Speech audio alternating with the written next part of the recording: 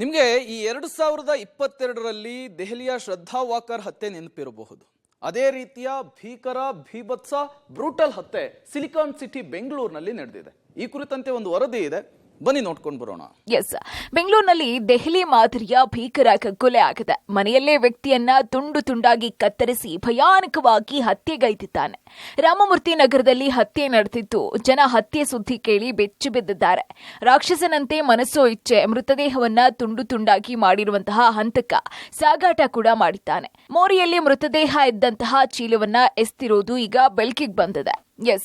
ಮಾರ್ಗದರ್ಶಿ chit fund ನಲ್ಲಿ development officer ಆಗಿದ್ದಂತಹ Srinath ಹಾಗೂ ಹಂತಕ ಮಾಧವರಾವ್ 2 ವರ್ಷದಿಂದ ಪರಿಚಿತರು. ಕೆವಿ ಶ್ರೀನಾಥ್ ಬಳಿ ಮಾಧವರಾವ್ 5 ಲಕ್ಷ ರೂಪಾಯಿ ಹಣದ ಚೀಟಿ ಹಾಕಿದ್ನಂತೆ.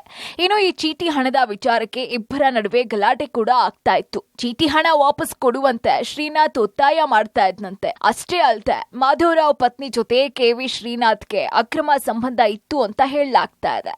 ಅಂದಹಾಗೆ ಮೇ 28ರಂದು ಬೆಳಿಗ್ಗೆ ಕೆಆರ್ ಪುರಂನ ವಿಚಿನಾಪುರದಲ್ಲಿರುವಂತಹ ಮಾಧವರಾವ್ ಮನೆಗೆ ಕೆವಿ ಶ್ರೀನಾಥ್ ಬಂದಿದ್ದ. ಈ ವೇಳೆ ಮನೆಯಲ್ಲಿ ಇಬ್ಬರಿಗೂ ಹಣದ ವಿಚಾರಕ್ಕೆ ಗಲಾಟೆ ಆಗಿದೆ. ಬಳಿಕ ಮಾಧವರಾವ್ ಮನೆಯಲ್ಲಿದ್ದಂತಹ ಕಬ್ಬಿಣದ ರಾಡ್ನಿಂದ ಶ್ರೀನಾಥ್ ತಲೆಗೆ ಹೊಡೆದಿದ್ದ.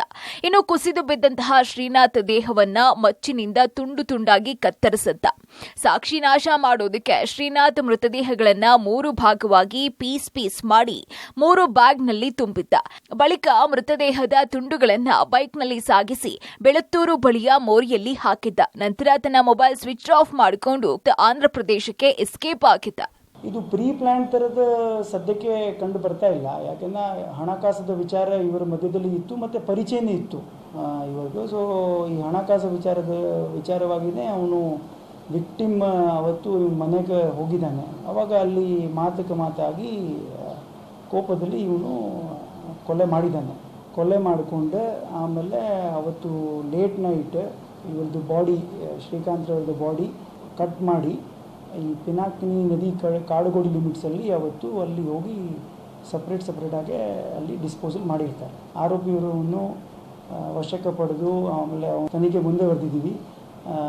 3 ದಿನ ಅಟೆಂಪ್ಟ್ ಮಾಡಿದ್ದೀವಿ. ಇವರು ಬಾಡಿ ಹುಡುಕಿದ್ರೆ ಪ್ರಯತ್ನ ಇನ್ನೂ ಸುಗೀರವಾಗಿ ನಡೀತಾ ಇದೆ. ಹಾಗೂ ಇನ್ನೂ ನಮಗೆ ಬಾಡಿ ಸಿಕ್ಕಲಿಲ್ಲ, ಅದು ಇನ್ನೂ ಹುಡುಕ್ತಾ ಇದ್ದೀನಿ. ಇನ್ನು ಮೇ 28ರ ಬೆಳಿಗ್ಗೆ ಮನೆಯಿಂದ ಹೊರ ಹೋಗಿದ್ದಂತಹ ಶ್ರೀನಾಥ್ ಮನೆಗೆ ವಾಪಸ್ ಆಗಿರಲಿಲ್ಲ. ಮೇ 29ರಂದು ಸಂಪಿಗೆಹಳ್ಳಿ ಪೊಲೀಸ್ ಠಾಣೆಗೆ ಪತ್ನಿ ದೂರು ಕೊಟ್ಟಿದ್ರು.